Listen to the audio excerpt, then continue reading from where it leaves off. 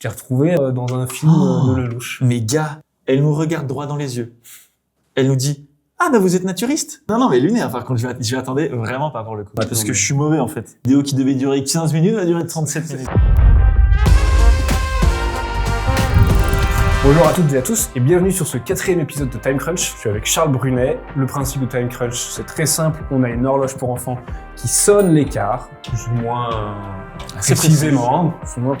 Le principe, je vous le rappelle, en première partie, c'est moi qui vais démonter l'horloge et Charles va répondre à des questions. En deuxième partie, il va devoir remonter l'horloge en étant chronométré et en répondant à des questions de culture horlogère. Carrément. Ça te va ? Ça me va, c'est parfait. Génial. Première question, toute simple. Du coup, tu travailles, toi, chez Gustave. Ouais. Gustave & Co, qui est une marque. Tout à fait. Et aussi, tu as Mon Petit Horloger, médias, blog, influence, Exactement. you name it. Pour ceux qui découvriraient, rapidement, c'est quoi Gustave, c'est quoi l'ADN de Gustave, et qu'est-ce que tu fais avec Mon Petit Horloger? Ok. Alors, je commence par Gustave. It's up to you. Gustave, marque de montre française, maison horlogère française. Ok. Qui assemble toutes ses montres à Besançon en France, Ouais. et qui a commencé avec du mono-aiguille. Donc c'est ça la spécificité de la maison, c'était faire des montres mono-aiguille sur 24 heures, sur 12 heures. Et moi, je bosse donc avec les gars, Tim et Guillaume, les fondateurs, et avec aussi Ben, qui bosse avec nous, qui a toute la partie com, etc.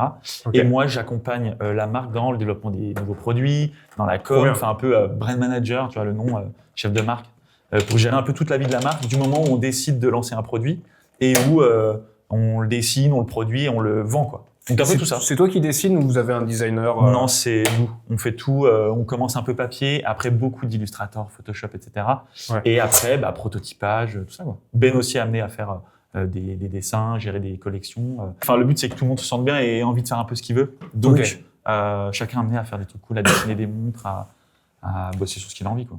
Mais aussi, ce qui m'avait plu et ce que tu m'avais expliqué, c'est qu'en gros, les nouveautés, elles ont tous un lien avec quelqu'un. Effectivement. On essaie de rendre hommage à chaque fois à des illustres français. Okay. Que ça soit Antoine de Saint-Exupéry, Jules Verne, Marie Curie récemment. Et là, les dernières collections en 3 aiguilles, on garde ce principe-là.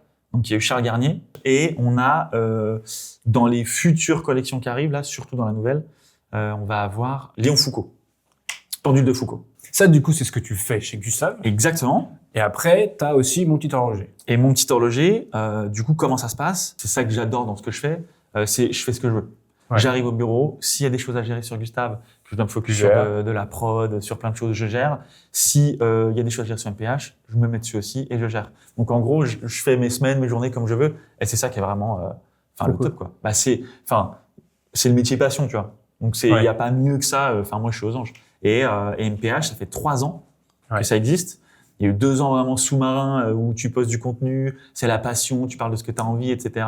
Et il y a, voilà, ça prend gentiment, mais sous-marin, quoi, faut y aller. Et ça fait 1 an et demi, à peu près. T'as bien décollé en 1 an et demi, quand même. Ouais, en 1 an et demi, là, pour le coup, en 1 an et demi, ça a vraiment pris des proportions. Même moi, j'étais, Là, du coup, ça fait 3 ans que tu as Mon Petit Horloger et qu'en parallèle, tu as Gustave. Ouais. Et en gros, sur Time Crunch, on a ce qu'on appelle des pauses amicales. C'est les proches qui te posent une question et j'en ai une pour toi qui vient de ta sœur Bérangère.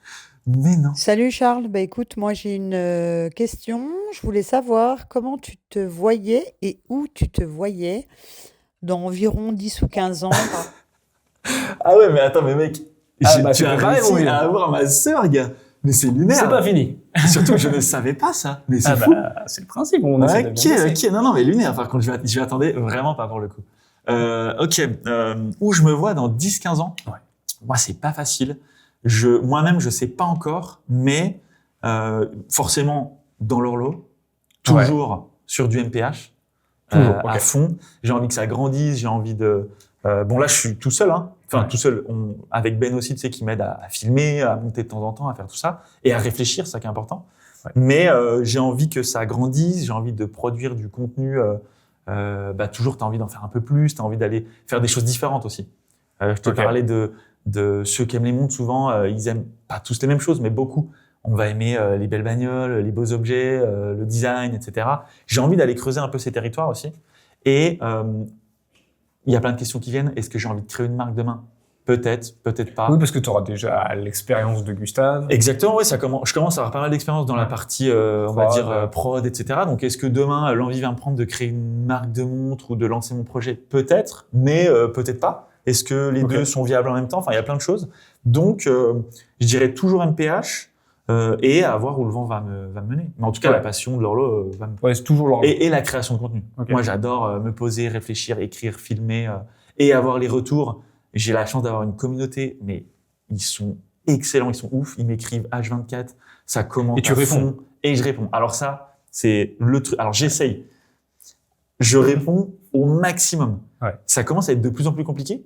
Et c'est en mode, pas pour faire le mec, ou c'est vraiment, je me rends compte que il y a beaucoup de gens qui écrivent pour, ah bah tiens, ma sœur va se marier, j'ai envie de lui acheter une montre, tu me conseilles quoi? Je vais avoir 40 ans, donc je me fais des sessions dans la semaine où je me mets sur Instagram PC, tellement et je réponds et j'essaie de répondre à tout le monde. Et mais oui, le kiff d'échanger avec tout le monde, quoi. C'est sympa. Ouais. Puis en plus, dans les questions qu'ils te posent, toi, ça te donne des idées aussi pour la suite. Exactement. Etc. On me dit, ah tiens, t'as déjà pensé à parler de cette marque? Bon bah je me dis, bah non, c'est vrai. Puis la marque est cool. Ok, je le note et tiens, tu peux m'expliquer tel truc ou tel truc, et ça me donne des idées de contenu. Donc l'échange est important et j'ai la chance d'avoir une commu qui est vraiment active, quoi. On a une autre question, mais elle est pas en oral, elle est plutôt écrite, qui vient de Kylian Lebris, de No Box No Paper. Bien sûr. Et sortir juste le diminutif.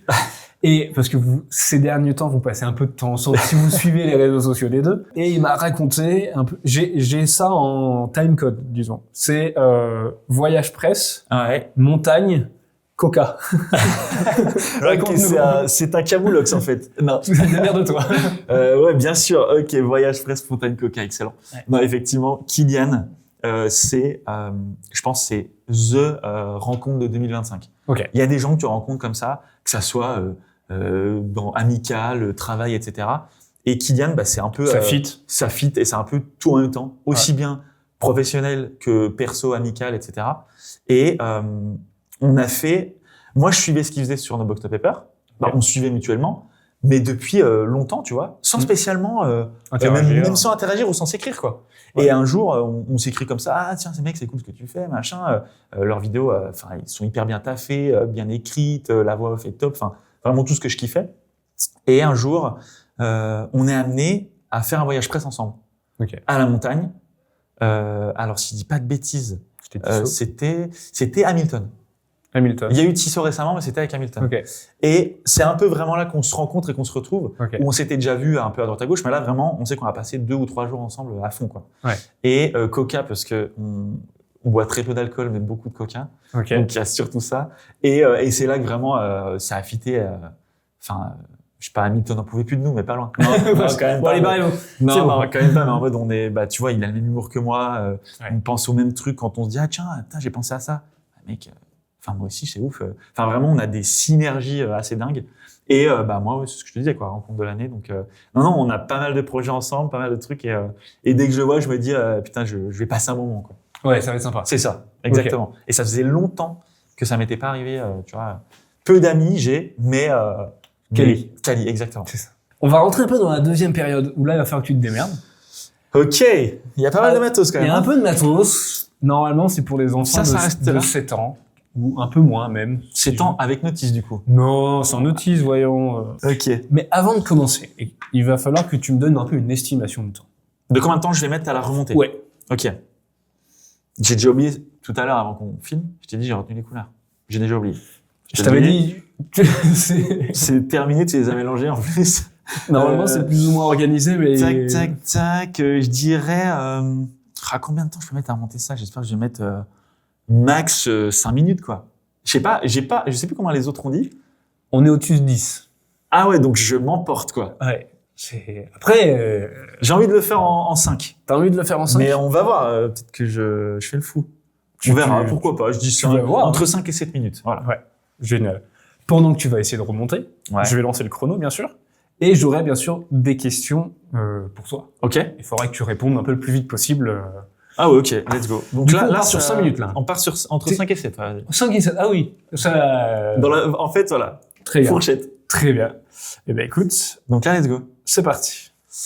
J'ai une première question. Ok, je t'écoute. Quelle ville est mondialement connue pour ses hospices et ses vins prestigieux à quelques kilomètres de Dole? Ça, t'as été bien informé. Ça, Écoute. c'est Beaune. Bien évidemment.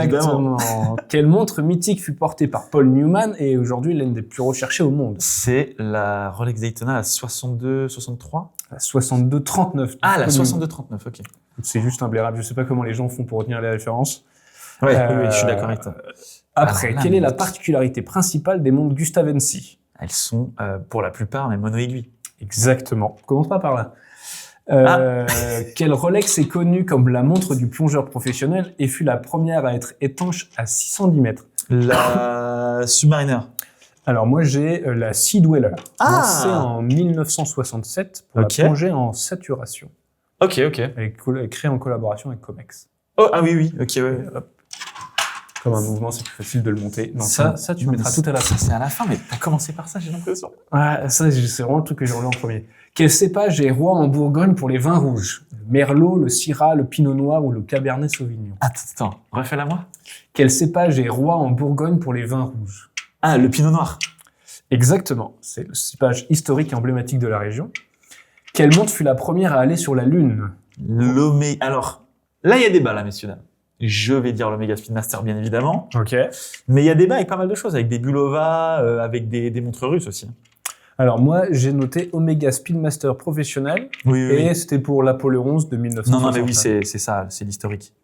Et après, quelle maison horlogère a été fondée à Genève en 1839 et reste l'une des plus prestigieuses au monde? Maison a été fondée à Genève en 1839. Ouais. Et reste. T'en as pas beaucoup. C'est pas Rolex, donc. Ah là, il n'y a plus de propal, là. Ah bah si, j'ai la liste, mais si je te la donne, tu trouves direct. À Genève, alors on va me regarder. À Genève, c'est vrai qu'on n'a pas tant que ça. Mais Rolex, ça n'a pas été fondé à Genève. Non, c'est Londres. Donc, non, oui, voilà, c'est Londres. En Swildorf, etc. Donc c'est pas Rolex. Donc, c'est pas Rolex. Après, Il y a j'ai... quoi? Il y a du Rolex, il y a du AP, il y a du. AP, non, c'est le Brasu. Exactement, Blancpain, plutôt Neuchâtel. Blancpain. Ah, bah, Genève. Je sèche, hein. Si je te dis la Cubitus. Ah, Patek, bah oui, tout Le à fait. PP. Le Patek, le bon vieux. L'Isterne. Himself.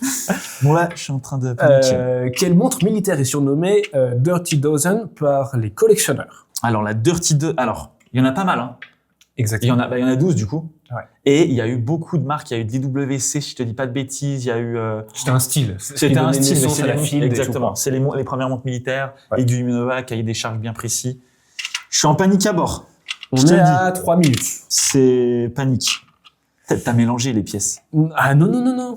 Tu verras. Je me suis dit, tu m'as dit, il y a un ordre un peu, j'ai l'impression. Effectivement, c'est une série de 12 montres fabriquées pour l'armée britannique pendant la Deuxième Guerre mondiale. C'est pour ça qu'on les appelle les Dirty Dozen. Ok. Ça, c'est ici. C'est là où tu mettras tes aiguilles. Là, je passe pour un peintre, hein. Non. Je Encore, sais qu'il y en a, je sais que ça, c'est là, mais après... non, mais je sais qu'il y en a deux qui étaient superposés, en fait, à un moment. que celle-là. C'est bien ce que je me disais. Celle-là. Donne pas toutes les réponses. Non, mais... On coupe. Alors ouais, voilà. Donc là, j'ai trouvé la rose et la verte, hein, bien évidemment, de moi-même. Tout à fait, bien sûr. Quelle marque a produit la première montre à affichage digital mécanique dans les années 70, 70? Affichage digital mécanique. Ouais. Donc c'est-à-dire pas un écran LED. C'est-à-dire donc du style Amida ou des choses comme ça. Exactement. Gérard Perregaux. Alors, j'ai soit Seiko, ouais. soit j'ai Casio, soit la Hamilton Pulsar, soit la Jumping Hour par Audemars Piguet. Oui, mais Pulsar c'est de l'écran LED. Bah, c'est la Jumping Hour par Audemars Piguet. Exactement. Ok. Le concept des heures sautantes est popularisé dans les années 70. Bon, ça faut que j'arrête. C'est pas. Quelle pièce d'une montre vintage doit-on toujours vérifier pour s'assurer de son authenticité? Bracelet, cadran, lunettes, boîtier. Quelle pièce d'une montre vintage doit-on toujours vérifier pour l'authenticité de la montre au global? Ouais. Tu m'as dit bracelet, cadran? Lunettes, boîtier. Bah, boîtier, je dirais, Souvent, c'est boîtier. c'est cadran. boîtier. Oui, boîtier, cadran. Ah, quelle pièce au pluriel, autant pour moi. Ouais. Quel compositeur est l'auteur de la célèbre Lettre à Élise? Ah Arrête de faire un peu de- c'est comment, de piano, c'est Lettre à Élise, c'est Beethoven? Exactement. Composé, tu sais, une idée? La date? Ouais, 1810. Ah ouais, là, Je fais cadeau. Ah ouais, cadeau. Parce que là, non. Alors, quelle montre célèbre utilise le vin dans son storytelling avec le modèle Wine Barrel? Alors là, il faut se dire... Attends. Est-ce que il y a une marque qui fait ça que j'aime énormément, qui fait des montres dédiées à pas des produits, mais presque. Ils ont fait avec le café. Ah, t'as Singer. Il y a Singer, mais ce n'est pas eux. Non, ce n'est pas eux. Si je te dis FIFA, comment il s'appelle? Jean-Claude Biver. Ah, attends. Non, mais FIFA, Jean-Claude Biver. Une marque qui n'est pas... Hublot? Ouais. Et en fait, c'est Hublot qui a créé des éditions avec du bois provenant de tonneaux de vin. Ok. Quel est l'élément le plus important pour la conservation d'un grand vin dans une cave? Température? Exactement. Idéalement, alors, vin rouge, vin blanc, non, je rigole, le mec. non. Ok, moi je suis fond. Je sais pas, je dirais 16 degrés. Ok. C'est entre 12 et 14. Ouais, je suis un peu chaud. Ouais, Je suis un peu chaud. Là, on est hors 5 minutes, je suis mal. Hein. Ah oui, là on a 6 minutes 46. Mais en fait, j'avais zappé, c'est les questions qui stressent aussi. Mais c'est fait exprès.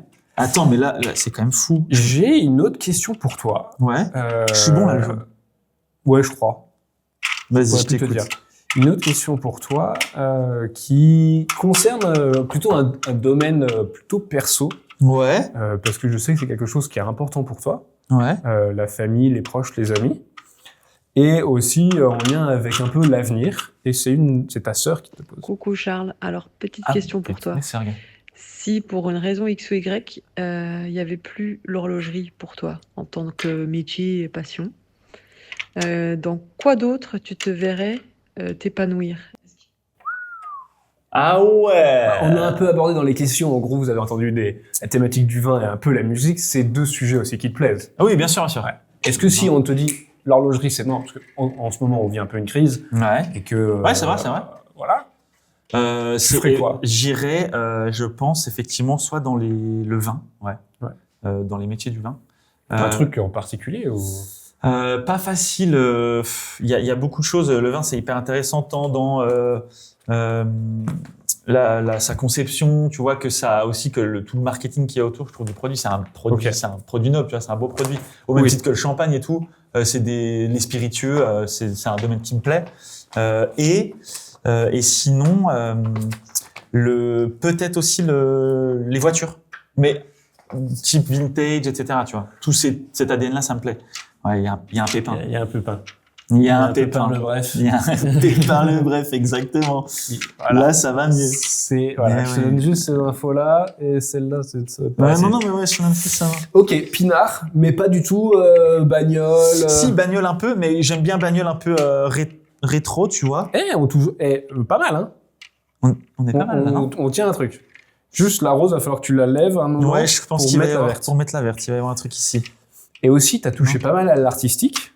Parce que c'est ça aussi qui est intéressant quand on regarde mon petit horloger. Ouais. Il y a cette patte artistique. Ok. Oui, c'est vrai. C'est un peu chiadé, c'est pas fait sur un coin de table. Ne nous envoie pas après des photos de behind the scene, on peut pas savoir. Hein. Oui, non. Et ce qui est trop drôle, c'est que t'as touché un peu au 7e art à un moment.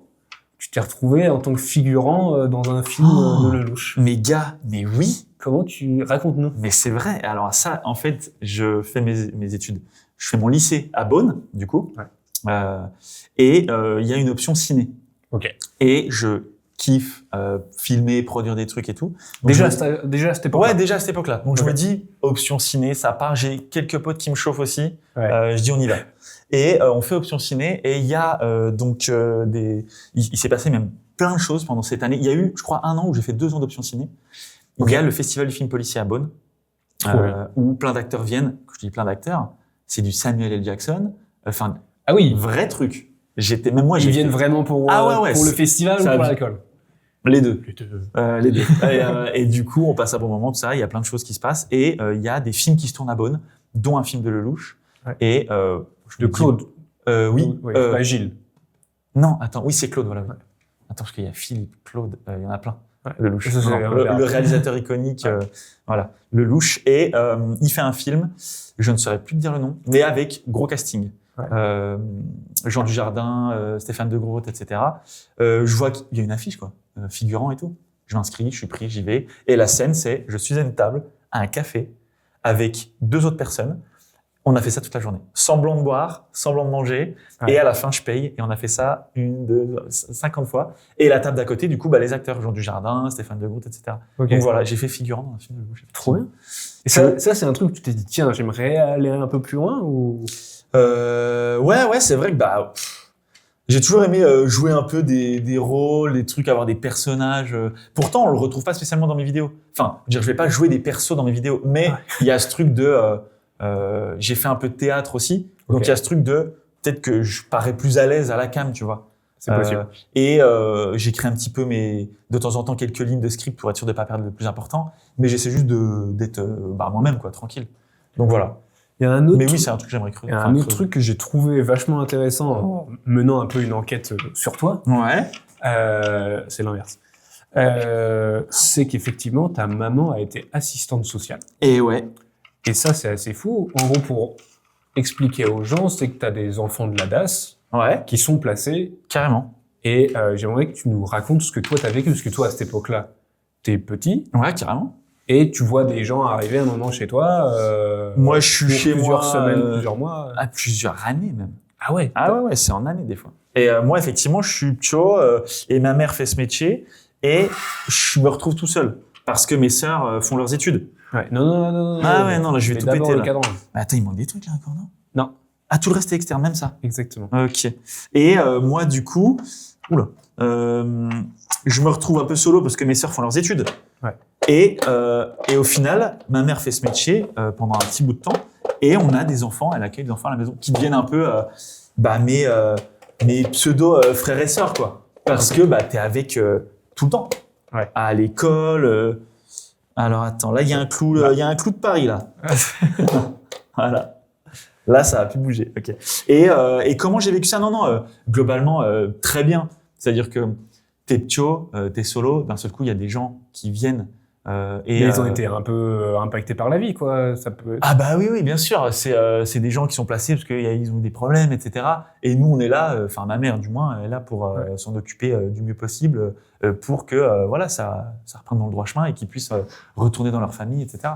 Et moi, je suis là pour la même chose, quoi. Je suis avec eux, ça joue, ça rigole, ça fait la life avec, comme s'ils devenaient un peu, ils rentraient dans ma life aussi, quoi. Ok. Mais globalement, moi, je l'ai bien vécu. Après, tu partages ta mère indirectement.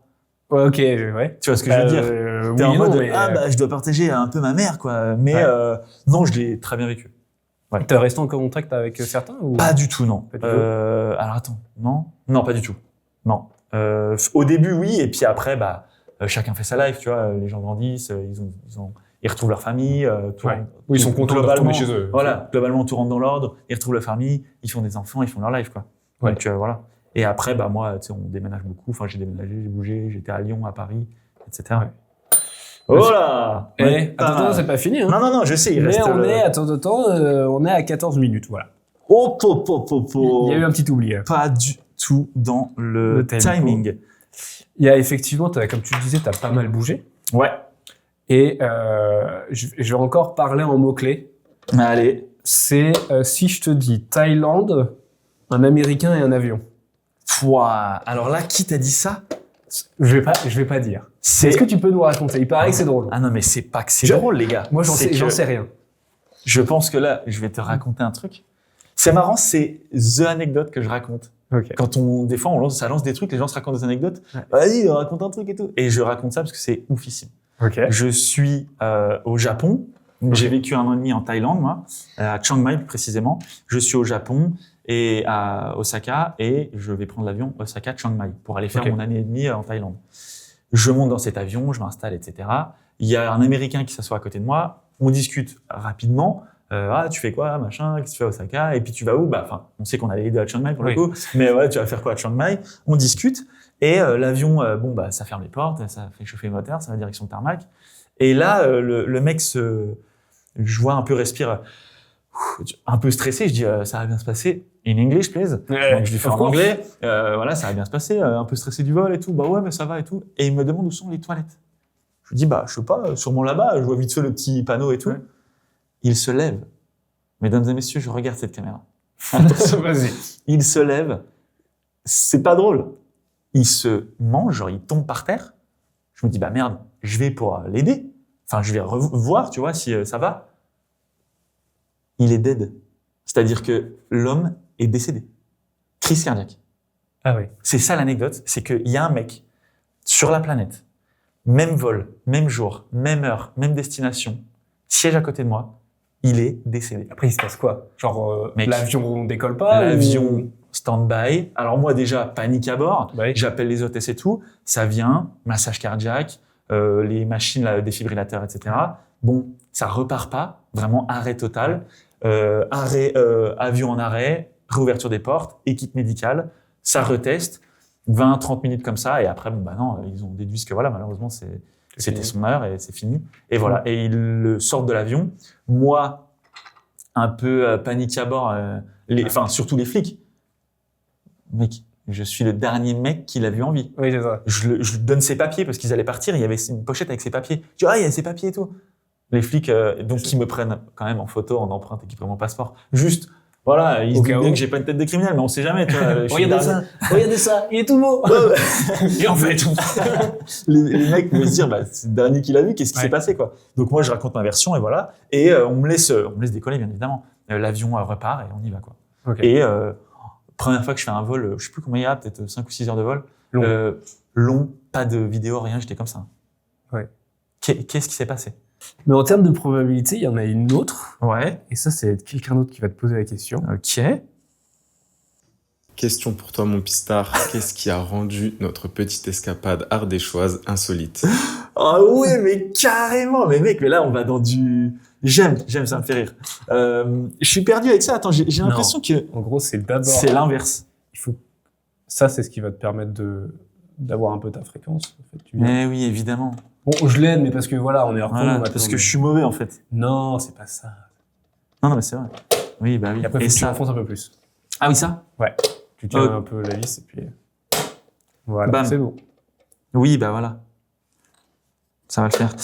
Alors, la question excellente. Road trip avec du coup un de tes meilleurs amis, Road trip Victor. avec mon meilleur ami Victor. On a fait notre DUT ensemble. Road trip et qu'est-ce qui a rendu... On est à 18 minutes. Du coup, hésite pas à te manier. Et ça, je dirais que ça va là. J'avais raison, tu vois. Voilà. Après, remonte un petit coup. Oui. C'est bon, c'est ça. Et après, on va juste vérifier. Ça part. Il y a un blocus. Il y a un petit blocage. Attends. Si, regardez, ça fonctionne. Attendez. Mais les huiles sont sèches aussi, voilà. C'est ça. Est-ce qu'on lui accorde ou pas? Attends. Mais pourquoi? Il y a une tension. Parce que, en gros... La vidéo qui devait durer 15 minutes va durer 37 minutes. Non, ça va le faire. Non, mais c'est bon. C'est bon. Allez, 19 minutes 11. 19 minutes, un peu border en plus. Voilà. Et alors, je continue Continue l'anecdote. L'anecdote, donc mon meilleur pote Victor, effectivement, on a fait nos études ensemble et on se fait un road trip en Ardèche. Ouais. On arrive dans un patelin sans réseau. Okay. Première fois que je vois ça, vraiment, on sort de notre tel parce qu'on ne trouvait pas l'adresse et il y a aucun réseau. Faut aller voir les gens. On va voir la mère du village. On tombe sur la mère du village, si je dis pas de bêtises. On arrive. Bonjour, madame, on cherche tel gîte, etc.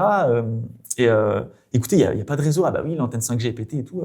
Donc, je vais vous dire, c'est où et tout. Donc, on avait quand même un screen du truc. Elle nous regarde droit dans les yeux. Elle nous dit, ah, bah vous êtes naturiste? Pardon? Excusez-moi. Je revérifie. Alors, attendez. Pas du tout, non. Je regarde mon pote. Je lui dis, mec, c'est quoi ces conneries? On a réservé ça sur Airbnb. On prend la caisse. On y va, on se gare, baraque magnifique. Je commence à me mettre en condition, je me dis, il va se passer une dinguerie, je ne le sens pas du tout. Ouais. On arrive, on monte les escaliers, on arrive devant la porte. Je penche ma tête, j'entends qu'il y a du monde dans la piscine. Je vois 4-5 personnes à Walp. Je regarde mon pote, je fais, mec, ils sont tous à poil. Je toque, et il y a un mec qui nous ouvre. Petit paréo, en détente. Bienvenue! Et là, je fais... Je te le dis, première fois que je me retiens et là, j'explose de rire. Je fais non. Et après, bon, bah, bref, je me mets en condition, je fais, mec. C'est normal. Non, mais c'est normal, respect. Ouais. On l'avait pas vu. Une toute petite ligne en bas du site. Mais trop petite d'ailleurs, on leur a dit, ligne trop petite. Et ils ont mis plus en évidence après. C'est 100% naturisme. On arrive, on nous file nos chambres, magnifique. Et là, ça part en forêt pendant 20 minutes avec mon pote. Je dis, c'est quoi ces conneries? C'est ouf. Donc, on va, et je termine l'anecdote avec le pire truc. Mais le mec, je pense, tu sais, les gens, quand ils sentent, là, du moins l'hôte, ils sentent que, ah putain, merde, peut-être ils avaient pas vu le truc et tout. Je pense qu'il fait même pas exprès. Et il se passe que, il nous présente, un peu la baraque et ce qu'il fait. On est dans la cuisine, il nous fait un café. Et je te jure, pendant toutes ces 5 minutes-là, il a un concombre dans les mains. Et il est comme ça. Ouais, donc voilà, machin. Et moi, mon pote Victor, gars, on est là, on est pliés. Et après, bah voilà, piscine, tranquille. On a fait notre life. J'en dirai pas plus. Non, mais t'as de la chance, on n'a pas de photo. Non, mais anecdote de fou, quoi. Et dernière question. Dernière question. Encore une autre question pour toi, qui va un peu résumer ce que t'aimes, c'est-à-dire un peu le lifestyle, le voyage. Ouais. Si tu devais faire un voyage de rêve demain, où est-ce que t'irais? Avec quel moyen de locomotion t'irais là-bas? Et avec quelle tenue et quelle montre pour agrémenter tout ça? Ok. Destination de rêve, donc moyen de locomotion. Attends, je connais toute ta famille. Mais gars, tu connais toute ma vie, quoi. Donc, ma copine, bien évidemment. Où est-ce que j'irais? Quel moyen de locomotion? Quelle montre? Quelle tenue? Alors là, c'est une bonne question. Moi, bon, j'ai fait pas mal la Thaïlande, le Japon, etc. Mais je pense que il y a une ville que j'ai surkiffé, c'est New York. Ok. Ouais. Je saurais pas. Alors ça peut être un peu cliché, genre Big Apple, New York. Mais il y a une ambiance ça court dans tous les sens. Mais il y a quand même une ambiance, tu vois. Ouais. Quand t'aimes la création de contenu, quand t'aimes que ça bouge un peu dans tous les sens et tout, Brooklyn particulièrement même, c'est excellent. Moi j'ai trop kiffé. Je dirais New York. Quelle tenue? Bah tu as comme ça, une chemise, un petit pantalon un peu Uniqlo et une paire de New Balance. Et la montre. Tu peux te faire plaisir, pas de budget. À la montre, je peux me faire plaisir, pas de budget. J'irais sur du vintage, je pense. Ok. Ouais. Et peut-être un petit cupé Patek, voilà, gold, simple, mignon, quoi. Sans aller dans des trucs de fou, mais j'aime bien ça. Parfait. Merci Charles. Merci à toi. Merci à toi. J'étais vraiment mindfuck là avec tous ces trucs là, excellent. Et puis bon, écoutez, n'oubliez pas de vous abonner, de partager en commentaire ce que vous avez plu, si vous avez même des sélections de montres que vous aimeriez avoir à votre poignet, et aussi des prochains invités que vous pouvez avoir en tête. Et puis on vous dit à très bientôt. À bientôt. Merci.